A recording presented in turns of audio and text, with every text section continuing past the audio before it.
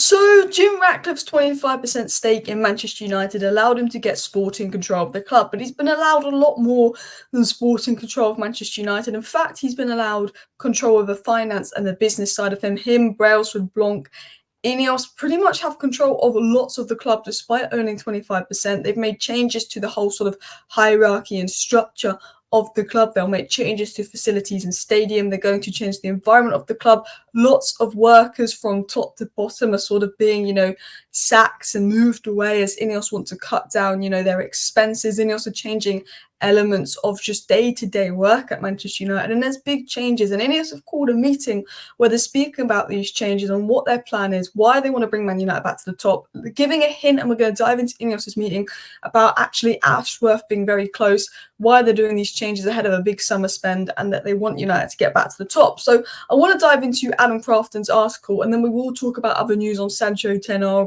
all of that stuff after we get into this article. But please do hit that like button. Of course, subscribe down below if you're new. And Adam Crafton said this: when Ineos first discussed expectations was control of Man United's football operations, last night's news, Ineos have own Man in as CFO, confirmed scope now much broader. The Glazers have outsourced operational control and football and business. So Ineos, despite owning 25%, the Glazers are almost letting them control most elements of United. And probably one of the reasons for this is that the Glazers have controlled us for 17 years and run this club to the ground. They are bad businessmen, and they've probably said, you know what, we can't run this club properly. We need Ineos to run this club properly so we can start making profit again and start making dividends out again, because the Glazers will be looking at it from a financial perspective. And the Glazers are probably given Ineos control of all elements to run the business properly, because the Glazers are thinking, we've not run the business properly, so we're not making the money we used to. If Ineos run the business properly, they'll probably be thinking more money for United, more dividends for us down the line. Sadly, that will be how the Glazers think about it. But Adam Crafton said this: in a meeting on Wednesday, Sir Jim Ratcliffe delivered a message alongside Jean-Claude Blanc telling Manchester United staff that he's confident Dan Ashworth will soon be joining the club, despite Ashworth needing to enter arbitration to extradite himself from Newcastle United. Now, if you remember, Ashworth's gone to court, and a third party will decide the fee that United pay to bring in Ashworth. I'd assume something will be done for around £6 million. But in the meeting, Ratcliffe and Blanc were very confident that they were going to get Ashworth in. That deal was going to be done, and he was going to be joining soon. We know that, obviously, a month ago, they were very worried about the Ashworth situation. They wanted him in this summer, but they're worried that wasn't going to happen. They're now in private meetings being like, yeah, Ashworth is coming. Very confident that, this Ashworth taking it to court, they're going to get the deal done, and they're going to get Ashworth for a good price, and he's going to be here this summer. They seem very confident about that in staff meetings, and that's really important because this is a massive summer, a massive rebuild, ins, outs, and having someone like Ashworth there to oversee the decision making on the manager, on the outs, on the ins, on general things United do, put obviously structures in place in sports science and youth academy to long-term make this club better is so important. Ashworth isn't known for recruitment. Ashworth's known for putting long-term structures in to make the club more sustainable and improving the environment of the club, and a lot of what Ashworth will do, you'll see the effects of it in 3-4 years down the line, but it's still so important he's here this summer to influence the decision making. But I'm really glad we've got Wilcox and Barada and Blanc here this summer, who are all sort of top in their role as well. So, will Man United have a big spend? Let's talk about this. Jim Ratcliffe also reiterated to staff in a meeting on Wednesday afternoon that he is confident Man United will soon be the leading club in the world football again, and spoke about being determined to make it happen as quickly as possible. He said that Ineos is seeking to bring United's costs down as part of its restructuring process, with the club losing 42 million in revenue overall, despite having 648 million in revenue.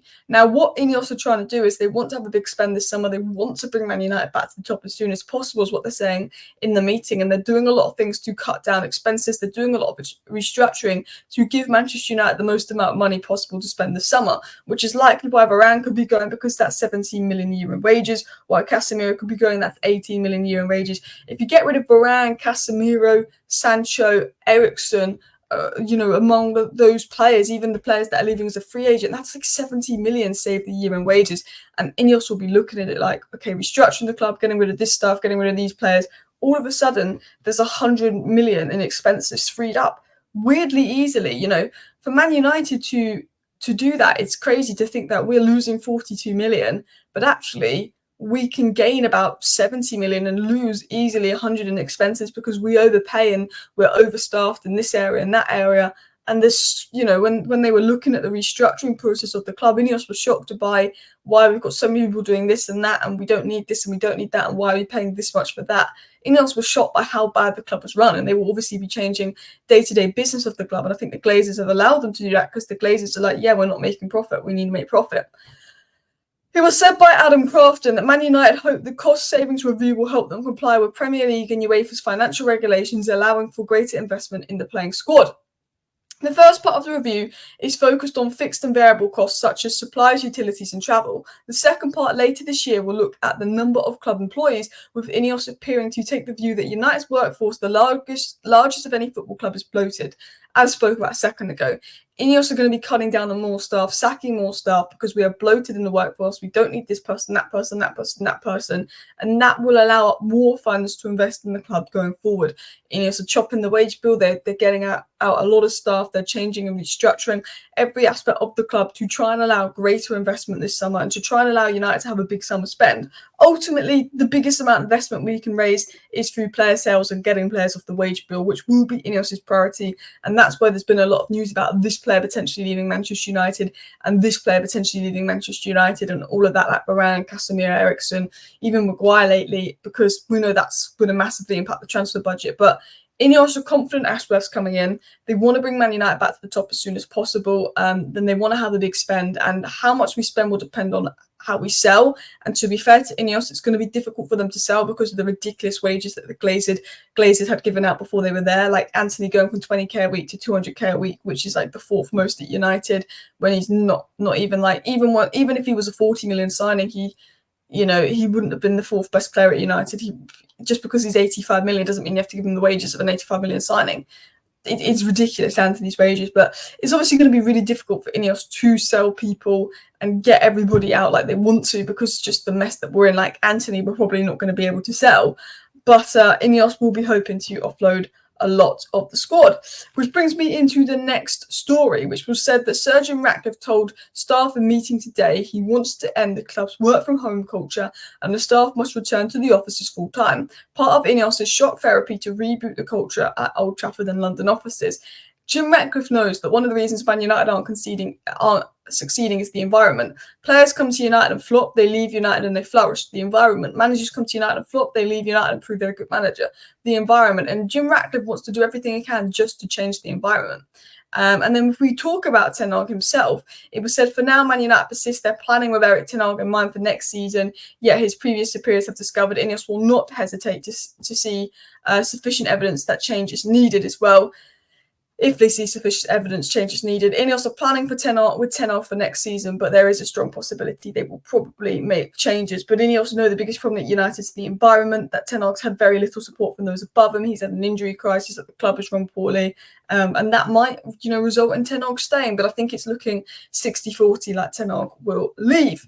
Let's talk about the latest on Sancho and Pellistri. Pellistri obviously scored 2 or 1 goal at the weekend and said he talks to United constantly after each game. He exchanges messages with United. He's not sure what he's going to do after his loan ends in La Liga and all of that as well. But I think Pellistri will probably end up leaving United. I like Pellistri. He's a good, hungry, hard-working player. I think he can have a good career, but I don't think he's the kind of player that you can see in a Manchester United Premier League or Champions League winning squad, either as majority of the players in our team. But I think, he's 22 or 23 now. He's getting on a little bit. He's a decent player, but he's not efficient enough. I think he's an all right option to have on the bench. I think he's better than Anthony at the moment. But I think ultimately Pellistri is someone I see playing for Fulham. Or like a Premier League team, a La Liga team, but it's a bit like Januzaj, do you know what I mean? Where he'll have a good career, but I don't think he'll be United level, if I'm going to be honest. I know he never really got proper chances at United, and he was better than Anthony when he played, but I think that I don't see him being a world beater at United, although I do like Pellistri. Now, a player that I thought was going to be a world beater at Manchester United was Jadon Sancho when we signed him, and Jadon Sancho has been very, very disappointing. His performances at United over 2 seasons were pretty bang average. He had about 5 or 6 really good performances, and that was it. He's obviously gone to Dortmund and put in a really good performance. He's been hit and miss at Dortmund. He's had some good games, he's had some bad games. He's been inconsistent, but on this sort of second half of his loan at Dortmund, he's been a lot better. He's very, very good in the Champions League. And then obviously now everyone's sympathising, saying we should bring Sancho back, this and that. Sancho had a good game in the Champions League, and Sancho is thriving at Dortmund because, one, he's more suited to the league and Dortmund, and the environment at United doesn't help Sancho. I have the sympathy in the sense of, we don't play to Sancho's strengths. The environment at United doesn't get the best out of Sancho, and maybe Sancho's not best suited to the Premier League. Just because Sancho's good at Dortmund doesn't mean he comes back and plays like that for United. He was at United for 2 years. He wasn't particularly great for us. Is Sancho a better player than Antony? Yes. Would I rather Sancho be playing on the wing than Antony? Absolutely. But if Sancho refused to play for this club for 4 months, no matter if Ten Hag is here or not next season, I want Sancho gone. Sancho was good on loan, but he was good at Dortmund. He came to United, he was crap. He's gone back to Dortmund, he's good. Yes, United's probably part of the problem. Maybe Sancho and the environment is a big thing, and also maybe Sancho's just not suited to the way that we play, for sure. And Sancho's good, but if he comes back to United, we don't know if he'll be good if he comes back. But for me, mentally, Sancho's got to go. No matter if Ten Hag's here or not next season, he refused to play for 4 months, he's got to go. I'm happy that Sancho is doing really well on loan. I'm happy that Sancho's playing good on loan because I think, well, let's see if we can cash in on him.